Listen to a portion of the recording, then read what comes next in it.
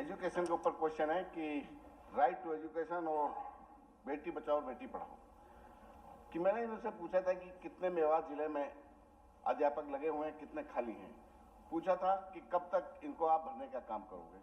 एक ये पूछा था कि कब तक कितने ऐसे स्कूल हैं जिनमें एक अध्यापक पढ़ा रहा है, और कितने ऐसे स्कूल हैं जो एक टीचर जिनमें पढ़ा रहा है।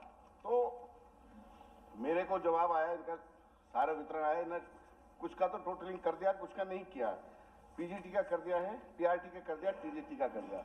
लेकिन जो मैं उसके बारे में भी बताता हूं कि जो इन्होंने टोटल किया उसमें मिसलीडिंग डाटा फिर आए हमारे पास। मैं भी डाटा सारा लेके आया हूं जो एक्यूरेट डिपार्टमेंट के हैं, मेरे हाथ में है ये टोटल कंप्लीट। तो ये कहते हैं कि पीजीटी में 287 पोस्ट खाली हैं, जबकि 772 खाली है। पीआरटी में 1456 बताते हैं, जबकि 2111 पोस्ट खाली है। और टीजीटी का टोटल नहीं दिया, जिसमें 1374 पोस्ट खाली है। मेरे पर डिटेल्स हैं, डिटेल्स साथ लेके आया हूँ। और जो मैं एक छोटी सी और डिटेल, जेबीटी में सर 300 जो हेड टीचर है 380 हैं, जिनमें से 251 सीट खाली है, 66% खाली पोस्ट है। HKRN और उसको हटा देते हैं गेस्टों को, तो 75% खाली है।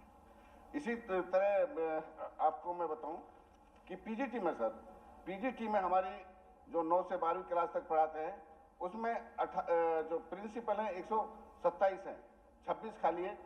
और पीजीटी में जो सैंक्शन पोस्ट है मास्टर्स की 1886 सैंक्शन है, जिनमें से 772 खाली है।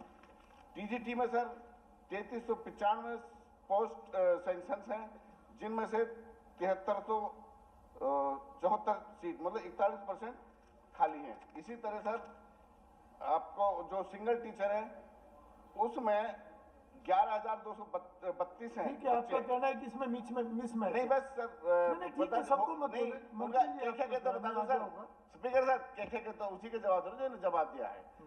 सिंगल टीचर जो पढ़ाते हैं वो 11,232 बच्चों को पढ़ाते हैं, जो 87 स्कूलों में एक अध्यापक लग रहा है।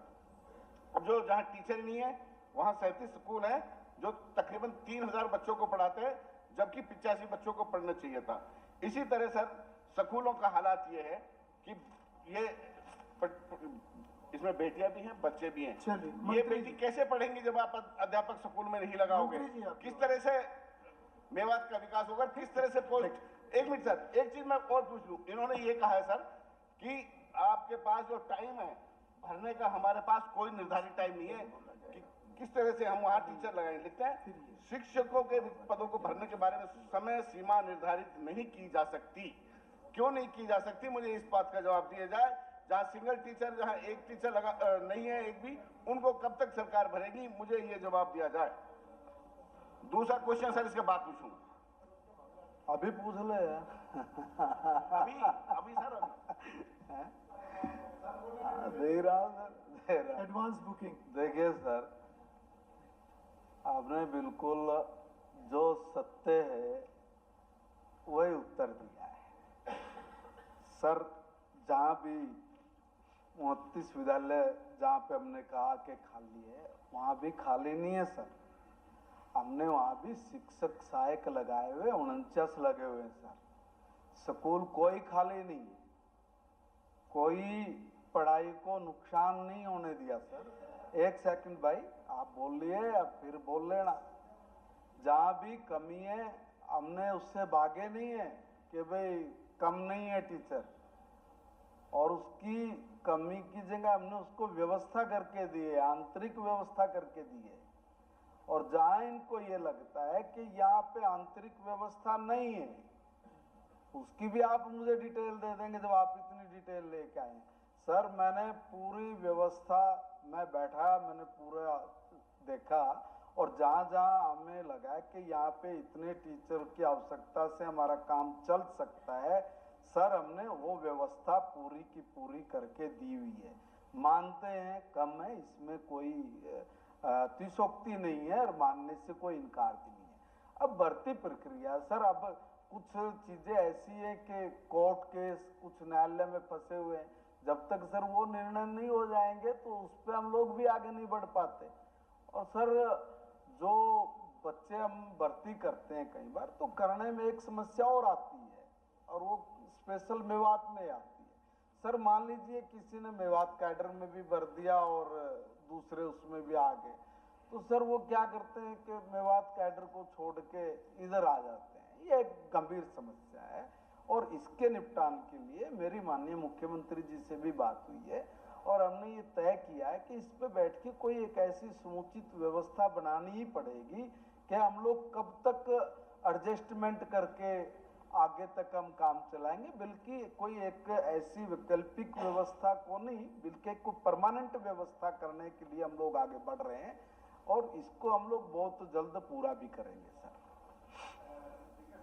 मेरा क्वेश्चन इसमें है कि समय सीमा माननीय मुख्यमंत्री जी भी बैठे हैं, तय की जाए, क्योंकि बच्चों का भविष्य बहुत अंधकार में जा चुका है। एक मिनट सर, एक मेरे को बोलने दीजिए सर।